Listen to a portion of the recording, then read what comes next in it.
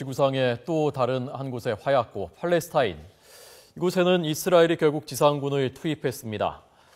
우크라이나 그리고 팔레스타인 지구촌에 전운이 감돌고 있습니다. 집중 진단해 보겠습니다. 저희가 전문가를 초대했습니다. 건국대 중동문제연구소 성일광 박사 나와 있습니다. 어서 오십시오. 네, 안녕하십니까. 자, 우선 궁금한 게요. 저는 사실 오늘 아침에 이 속보를 오늘 새벽에 보고 좀 불안한 느낌이 들더라고요. 왜냐하면 이게 우발적인 사건이 전쟁으로 이어지는 그런 인류 역사에서 그런 것들을 우리가 많이 경험하지 않았습니까? 네, 그렇습니다. 예, 뭐 화약고라고 했었던 곳이고요. 또 이곳이. 게다가 또 가자지구도 그렇고요. 예. 자, 우선 이런 사건들이 더 확산돼, 뭐랄까요, 더 확전돼 그럴 가능성이 어느 정도 있다고 보십니까? 이번 말레이시아 민간기 이 테러 사건도 그 파급 미치는 영향이 아주 크겠죠. 또 러시아가 또 우크라이나 내전에 계속 개입하고 있는 상황이고 이번 사건을 계기로 또 러시아가 또 더 이상 이제 내전을 두고 볼 수는 없다. 우리 러시아가 적극적으로 개입해서 어떤 우크라이나 문제 해결할 수 있는 그런 어떤 빌미로 또 삼을 수도 있겠고요. 빌미로 삼다고요? 예. 왜냐하면 계속해서 이 내전이 끊이지 않으면은 뭐 민간 항공기 이번 처음이지만 이전에는 뭐 전투기라든지 이런 미사일에 의해서 전투가 떨어진다 이런 사건이 많이 있지 않았습니까? 그렇기 때문에 러시아는 지금은 그냥 두고 보는 그런 시점이지만 계속해서 상황이 악화될 경우 아무래도 적극적인 외교적 개입이라든지 아니면 그것이 힘들 때는 또 군대를 파견하는 어떤 그런. 그러니까 내전 사태 자체를 종식시켜야 이런 일이 안 생길 수 있다라는 명분으로 개입할 수가 있다는 말씀이시죠? 그렇습니다. 네. 그런데 지금 그 얼핏 보기에는 지금까지 양상은 친러 반군의 소행의 가능성이 좀 더 가능성이 높아 보이는 그런 상황이지 않습니까? 그럼 러시아는 좀 수세에 몰리는 것 아닙니까? 그럼 그렇습니다. 그런데 아직 뭐 정확하게 우리가 러시아가 친러 반군이 했다는 정확한 물증이 아직 확정된 건 아니고요. 좀 더 시간을 기다리고 지켜봐야 되는 입장이고 러시아가 물론 만약에 그런 개입했다는 친러군이 개입했다는 계획이 나오면 수세에 몰리겠죠. 수세에 몰리겠지만 러시아는 또 선긋기를 나서면서 우리는 전혀 관여한 바 없다. 이렇게 나올 가능성도 높습니다. 미국은 어떻게 할 것 같습니까? 미국은 아무래도 계속해서 러시아를 압박하고 또 EU와 공조해서 경제 제재를 한다든지 러시아에 대한 어떤 외교적인 제재를 강화하는 방향으로 그렇게 가닥을 잡을 것으로 보입니다. 미국인이 이번에 탑승자 중에 아직은 확인이 되진 않았는데 앞서 우크라이나 정부에서는 41명 아직 미확인자 중에 미국인이 23명이 포함되어 있다라는 발표를 하기도 했었는데요. 미국인들이 이렇게 많이 포함되어 있다면 또 오바마 정부 입장에서도 오바마 대통령 입장에서도 강력하게 대응하지 않을 수 없는 것 아닙니까? 그렇습니다. 강력하게 대응하지 않을 수 없지만 어떤 뭐 외교적인 방안 외에 어떤 다른 군사적인 수단을 쓰기에는 미국이 지금 뭐 중동 지역도 그렇고요. 여러 지역에서 더 이상 이제 군사력을 쓰지 않겠다는 게 오바마 대통령의 어떤 그런 입장이지 않았습니까? 지금까지 시리아도 마찬가지고요.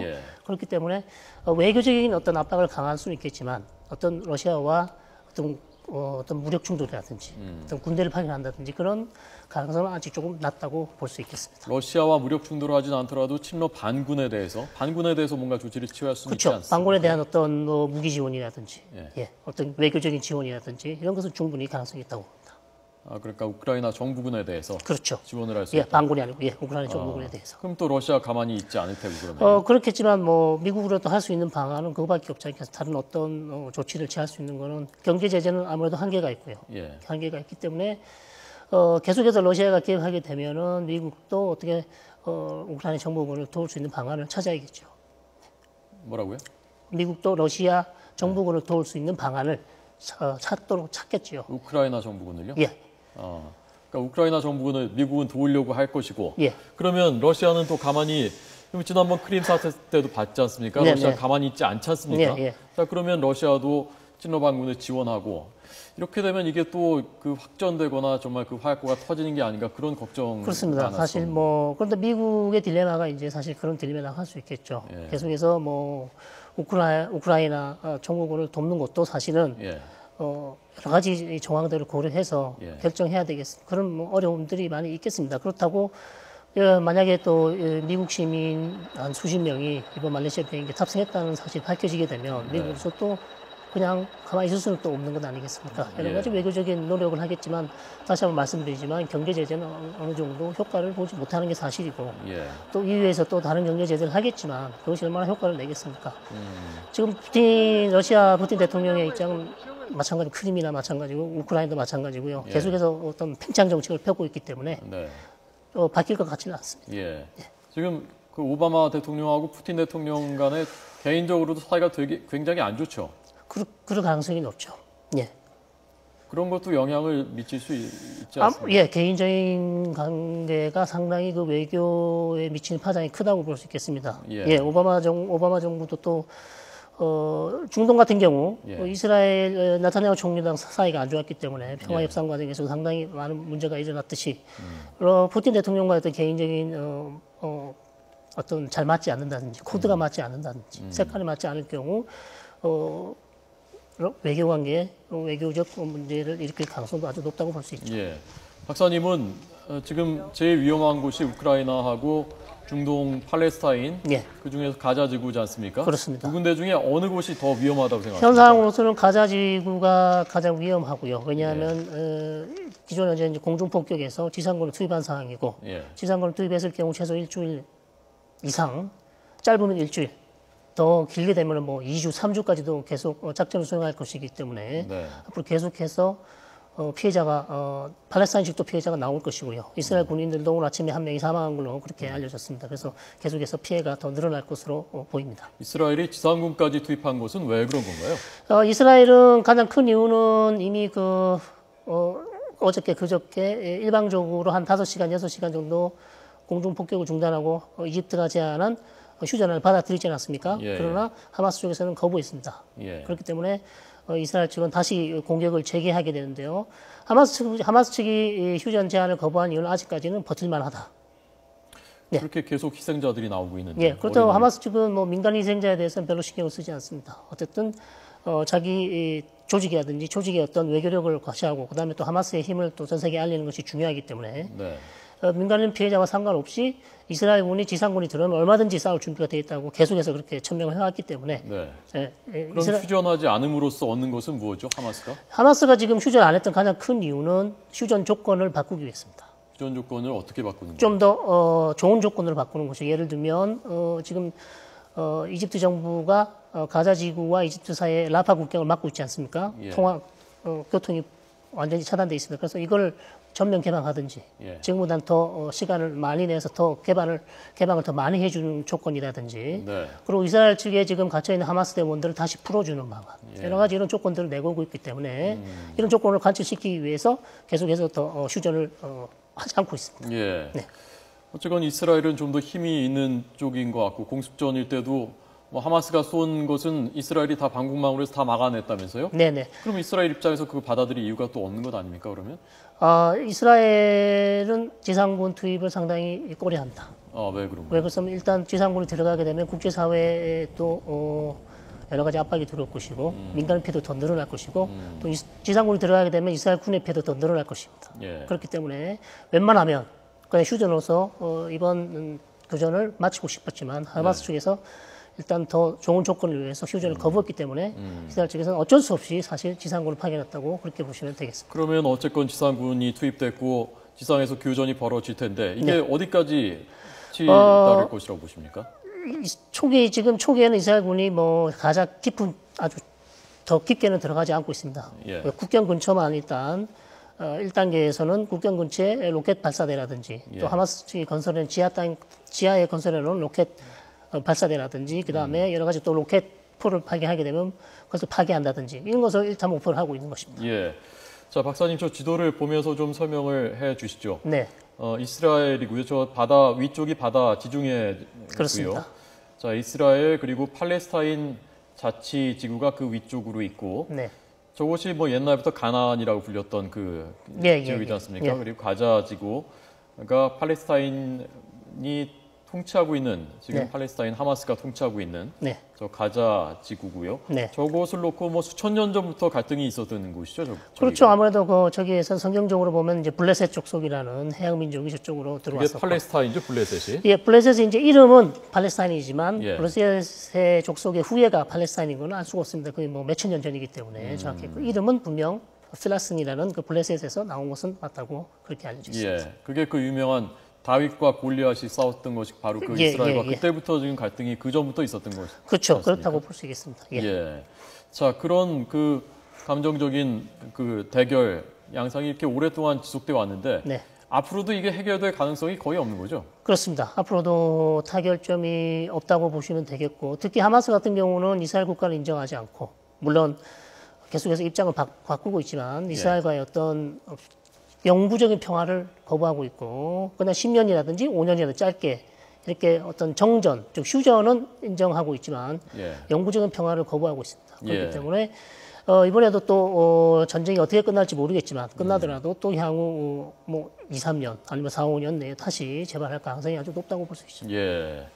자, 그러면 이것이 뭐 그냥 남의 일만이냐, 우리한테도 영향을 미칠 수 있는 것이냐, 세계적으로 영향을 미칠 수 있는 것이냐, 네. 그 문제에 대해서 제가 박사님께 여쭤보기 전에, 네. 자, 이번 사태가 단기적으로 촉발된 것은 아이들이 살해되는, 양측 아이들이 살해되는 네, 거기서 그렇습니다. 비롯된 것이지 않습니까? 네. 거기에 대한 설명을 그 신웅진 저희 YTN 기자가 리포트를 했는데요. 네. 그걸 먼저 보여드리고 네. 여쭤보도록 하겠습니다. 자, 보시죠. 지난달 30일 이스라엘 10대 3명이 실종 20일 만에 숨진 채 발견됐습니다. 이스라엘 측은 소년들 납치 사건의 배후에 팔레스타인 무장단체 하마스가 있다고 비난하며 보복을 다짐했습니다. Everyone's very distressed and upset. It was obviously something that we knew was a possibility, something that we prayed for wouldn't happen. 하루 뒤 이번에는 팔레스타인 10대 소년이 납치돼 살해됐습니다. 이 소년은 산채로 불타 숨진 것으로 드러나면서 큰 충격을 줬습니다. 여기에 사망한 소년의 친척을 이스라엘 경찰들이 구타하는 동영상까지 공개되면서 팔레스타인은 더욱 끌어올랐습니다. This boy, 15 years old, he's a dangerous? What, he has in his hand a gun? You found the gun or you found the rock? Why you hit a boy, 15 years old, in this way? 이스라엘은 하마스 통치 지역인 가자 지구를 연일 보복 공습했고 하마스는 로켓과 박격포로 응수하면서 양측에서 희생자가 계속 늘고 있습니다. 유엔 등 국제사회가 중재에 나섰지만 어느 쪽도 물러설 기미를 보이지 않고 있습니다. Reiterate our call for strict adherence to international law by all relevant actors to avoid further loss of life, injuries, and negative impact on human rights. 꽃 같은 청소년들의 죽음으로 서로에 대한 분노를 주체할 수 없는 상황. 이대로라면 지난 2008년부터 2년간 1,500명이 숨졌던 최악의 교전 사태로까지 치달을 수도 있다는 우려가 나오고 있습니다.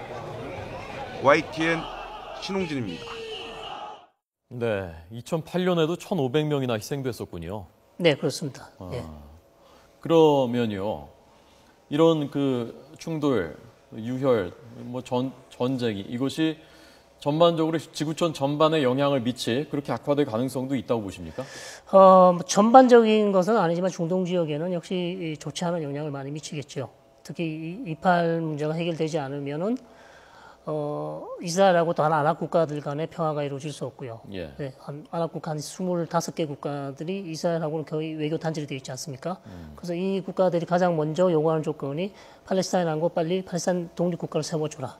팔레스타인과 어떤 평화가 영구적인 평화가 됐을 때 이스라엘과 어떤 외교 관계를 다시 재개할 수 있다는 예. 그런 입장을 밝히고 있고, 그다음 또 미국이 계속해서 이 문제에 신경을 쓰지 않을 수 없습니다. 예. 신경을 쓰다 보면 아무래도 다른 지역에 특히 뭐 예를 들면 우리가 가장 큰 문제는 북한 문제라고 할 수 있는데 북한 문제에 대해서 소홀히 할 수밖에 없는 이 문제가 더 커지게 되면 아무래도 여기 집중하다 보면 북한 문제 소홀히 할 수밖에 없는 우리한테도 적지 않은 영향을 미칠 수 있다. 그렇게 생각할 수 있겠습니다. 예. 예.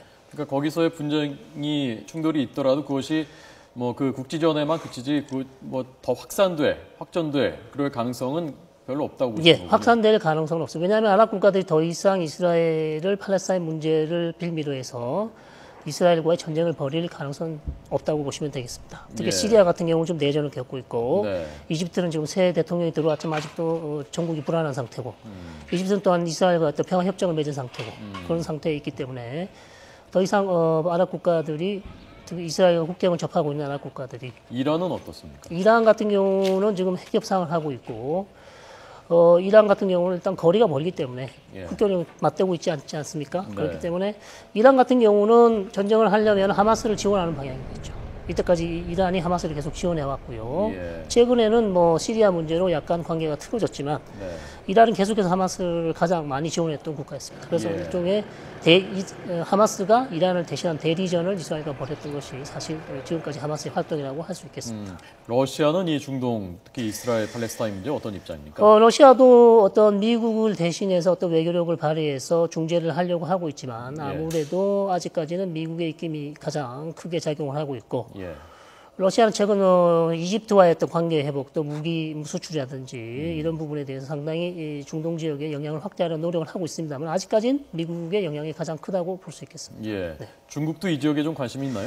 중국도 역시 이 지역에 많은 관심이 있습니다. 특히 중국에는 중동 전문가들도 많이 있고 예. 또 이팔 문제에 대해서 상당히 적극적으로 개입을 하고 있지만 역시 이팔 문제를 좀 해결할 수 있는 중재할 수 있는 국가는 아직까지는 미국 외에는 다른 국가는 대체할 수 있는 국가가 없다라고 보시면 되겠습니다. 예. 2008년에 그 대규모 희생자가 나왔었다는데 지금 충돌도 뭐 그렇게 악화될 가능성이 있다고 보십니까? 아니면 언제까지 계속될 거라고 보십니까? 지금 충돌이 이제 어저께 밤에부터 지상군에 들어갔기 때문에 최소 제가 볼 때는 일주일간 정도는 작전이 수행될 것으로 보이고 더 길게 되면은 뭐 2주, 3주, 뭐 4주까지도 갈 수 있는 그런 상황입니다. 예. 이스라엘군이 가서 가장 큰 이제 이번 작전의 지상군의 목적은 일단 다 아시겠지만 하마스가 지하에 바로 가자 땅굴 있죠. 네, 그것을 가자 땅굴이 많이 있습니다. 네, 한 뭐 수백 개가 있습니다. 그리고 이스라엘 국경을 넘어서서 가자 땅굴이 있기 때문에 그 땅굴을 통해서 이스라엘 지역으로 또 침투를 할 수 있기 때문에 실제로 이번 작전 중에도 이번 교전 중에도 그런 시도가 있다가 이스라엘군에 의해서 일단 발각이 되고 뭐 하마스 대원들이 사망하는 사건이 있었습니다. 그래서 가장 큰 목적은 이런 땅굴을 파괴하는 것이 이번 작전의 큰 목표라고 할 수 있겠습니다. 아, 그렇군요. 네. 땅굴이 몇 개나 되는? 수백 개가 됩니다. 수백 개. 네. 예, 알겠습니다. 자, 지구상의 화약고라고 하는 우크라이나 그리고 팔레스타인 가자 지구의 정세에 대해서 전문가 말씀 들었습니다. 성일광 박사였습니다. 고맙습니다. 감사합니다.